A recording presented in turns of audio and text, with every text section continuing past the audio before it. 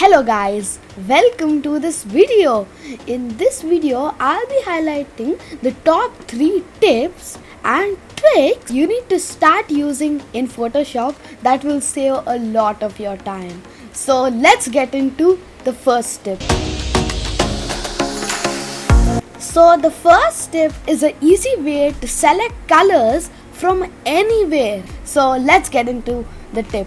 Now over here you can see I'm in Photoshop. Now let's say I want to change this to a different color.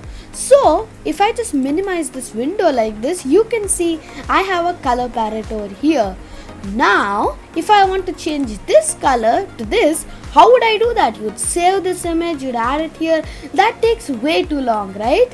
So what you should do is you can see this eyedropper over here, not this 3D material one. Can you see this normal eyedropper? What you should do is you need to select it and then you should hold it and then go outside over here.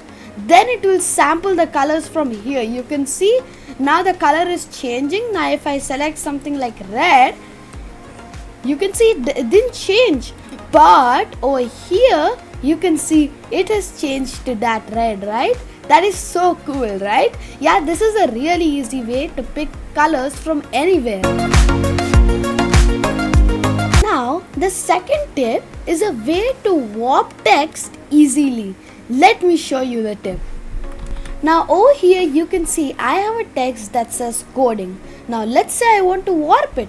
What you need to do is you just need to go to this text warp tool over here, warp text, and then change the style to arc, and you can see now you can warp it however you want.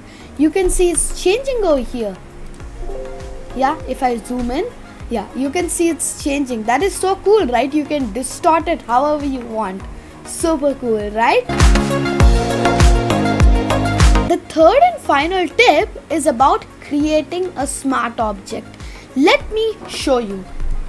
Now over here you can see I have a project with a forest over here, right? What are smart objects used for? Smart objects are basically a way so that your image or adjustment or anything doesn't become destructive. Let me show you what I mean. Now if I convert this to a smart object by right clicking on the layer and converting it to smart object, or you can go to filter and convert for smart filters. Both do the same thing.